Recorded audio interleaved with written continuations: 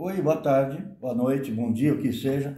Eu sou Flávio Calazans e nesse vídeo nós vamos falar um pouco sobre o número, a geometria sagrada e alguns conceitos que você pode achar que são absurdos, abstratos, mas que eles se aplicam até no seu próprio corpo. Então a primeira coisa a falar é lembrar, esse é um livro do Mário Ferreira dos Santos, um filósofo brasileiro, onde ele fala de Pitágoras. Pitágoras foi um filósofo grego que dizia que tudo é número. Dele parte um conceito de geometria, de divisão, inclusive de sons, porque dizem que a lira, as cordas da lira de tocar dedilhando pertenciam a ele, ao padrão dele de notas musicais. Ele desenvolve a teoria da música das esferas, que é aplicada aos planetas, às órbitas dos planetas. Planetas conhecidos da época da astrologia teriam padrões musicais, frequências musicais de cada um. Ele começa a descrever essas questões, isso desenvolve muito a ponto do Platão, ele que diz que tudo é número, que o pensamento dos deuses é feito em número, e depois Platão chega a colocar na porta da academia dele: aqui não entre quem não for geômetra, ou seja, quem não conheça a geometria, os números. Então esse livro do Mário Ferreira dos Santos eu recomendo, é fácil de achar em sebo, onde você encontra esse padrão do Pitágoras. Mas há vários livros sobre Pitágoras, há ordens esotéricas que usam o Pitágoras, Rosa Cruzes, maçons, etc. Então é muito interessante você procurar sobre isso para se aprofundar, caso você goste dessa brincadeira.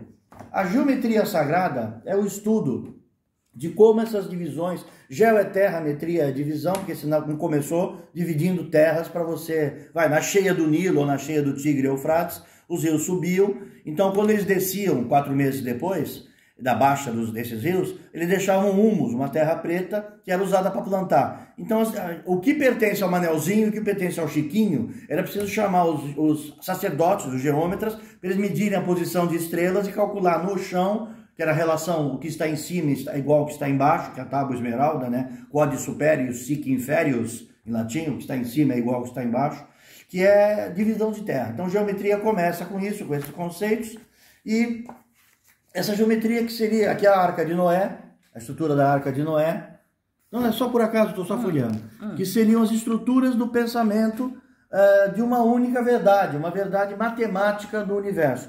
Isso aqui é o que depois vai ser aprofundado e vai fazer a separação entre as ciências e a filosofia, a metafísica, é dizer que tudo pode ser medido. Leibniz começa, o filósofo Leibniz começa com as histórias, ele chega a dizer que é possível criar um sistema jurídico com pesos e medidas, onde vai matar alguém é pena X, 10 anos, 50 anos. Se usou faca e torturou é mais 8, se matou rápido é menos 3, e assim você vai fazendo atenuantes e agravantes jurídicos de um pensamento matemático jurídico. Não funcionou, não funcionou, é muito difícil aplicar isso. Essa arquitetura sagrada, essa geometria sagrada evolui para uma arquitetura sagrada, que é a estrutura dos prédios usando esse padrão geométrico. Vai ficar mais claro quando mostrar no corpo. Onde você vê todo um conceito, desde a arte árabe, a arte grega, a arte egípcia, a arte mesopotâmica, a arte celta, a arte indiana. Em todos os países, em todos os povos, você vai encontrar um padrão repetido, que é, por exemplo, a cidade redonda, cidade mandala. Essa cidade mandala vai ser repetida na oca, na taba, na oca dos nossos índios. Ela vai ser repetida no padrão das cidades mandalas indianas, sagradas. Isso vai ser repetido em todo lugar. É um ponto central e uma ramificação. Que seria um pensamento geométrico nesse conceito que depois a minha esposa Ivani Sevaroli vai falar do trívio e quadrívio e essa questão matemática. Essa arquitetura sagrada evolui a um ponto de você ter guias do espaço sagrado, onde explicam toda a estrutura da liturgia católica e de como ela, é só para ilustração, eles não vão olhar muito isso não. E como todo esse padrão, ele se encontra desde do Egito, nos cristãos ortodoxos, nas igrejas, em todos os modelos. Lembrando que essa bola, que é a estrutura original, que são as plantas baixas, as mapas das catedrais, das igrejas, lembrando que os templários faziam igrejas circulares. E essas igrejas circulares, onde Deus é o centro, o altar está no centro, as pessoas estão espalhadas em volta, em círculos, seria o conceito da Catedral de Brasília, mas ela não foi feita assim. Puseram um altar num ponto lá, ela é o contrário da arquitetura sagrada, ela é toda errada.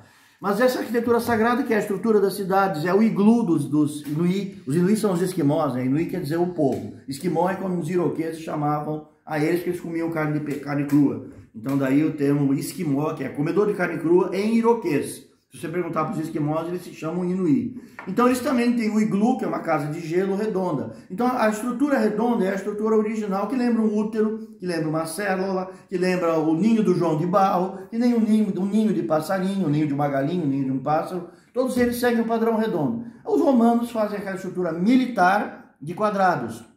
Tem um objetivo isso, que é cada conjunto de 10 tendas é uma decúria, seria um pelotão. É uma decúria que tem um decurião. 100 dessas é uma centúria, que tem um centurião. Nós vamos falar disso no vídeo de direito romano também. E depois isso vai crescendo até os grandes generais, os tribunos, sei lá, até o imperador. Então é um padrão que você divide em quadradinhos. É o acampamento romano. Aí esse acampamento romano é feito em quadradinhos, que são os quarteirões das nossas cidades. Se você pegar a cidade medieval, Toledo, Barcelona, as cidades antigas, Salamanca, Paris, a Ilha de la Ville, a ilha de Paris, todas têm um padrão arredondado com uma figura central, um ponto central. E os gregos também tinham, a ágora era a praça central, era a praça onde se discutia as coisas públicas, a res publica em latim, coisa pública, né? Então, isso depois vai estar também em Santo Agostinho, na patrística, isso vai estar repetido nos padrões de São Tomás de Aquino, da escolástica, isso vai se desenvolver pelo pensamento medieval, etc., até chegar a um ponto caótico. Tem um vídeo do Olavo de Carvalho, que é um outro filósofo brasileiro, o Nelson Ferreira dos Santos é um filósofo brasileiro, o Flusser é um outro filósofo tcheco que se radicou no Brasil, o Olavo de Carvalho também é um filósofo brasileiro. Tem um vídeo dele que ele fala isso, a cidade caótica. Quando você tem uma cidade ordenada, sua mente se ordena, você sabe as direções, porque elas são os 4 ventos. Você tem um ponto central e 4 ventos. Os 4 ventos são os 4 pontos cardeais, norte, sul, leste e oeste. Estão orientados com isso. São os 4 arcanjos, Gabriel, Uriel, Miguel e Rafael. Então eles têm funções teológicas até, que são os 4 ventos, são os 4 pontos cardeais, que é o magnetismo da Terra. Os chineses têm não só o Feng Shui, eles têm os outros modelos também de geomancia, porque eles inventaram a bússola, né? Onde eles estudam essas energias do chão, que também estão relacionadas com essa geometria sagrada. Agora, vou passar para minha esposa, para a Ivani, ela é arquiteta, ela pode falar muito melhor do que eu disso. Preciso arrumar a panela de pressão. E tem uma panela de pressão. Pausa, vai ter um vídeo parte 2. Não, vamos terminar essa parte antes. Antes de falar do Trivium e Quadrivium, tá filmando? Não, tá filmando. Tá filmando? Tá filmando. Tem o homem vitruviano, essa é uma figura do Leonardo da Vinci, o homem vitruviano, é uma estátua dela. Repara que ele abre os braços e ele forma o quadrado e o círculo, a quadradura do círculo. Então você tem esse padrão. Esse padrão do homem vitruviano também está na moeda de 1 euro. A moeda de 1 euro que você pega na Itália, dentro dela tem a figura do homem vitruviano do Leonardo da Vinci. Que é essa mesma figura. Não consigo foco. Assim, deixa eu ver. Conseguiu? Consegui, agora vi. Vê que é o homem vitruviano, o homem do Salvador do Leonardo da Vinci, que é a mesma figura que está nessa estátua. Então está até na moeda dos europeus essa estátua pela importância que tem essa geometria sagrada. Agora Ivani minha esposa vai apagar a canela de pressão, são os haveres domésticos, e depois nós vamos voltar para a parte 2. Obrigado, geometria sagrada para todos.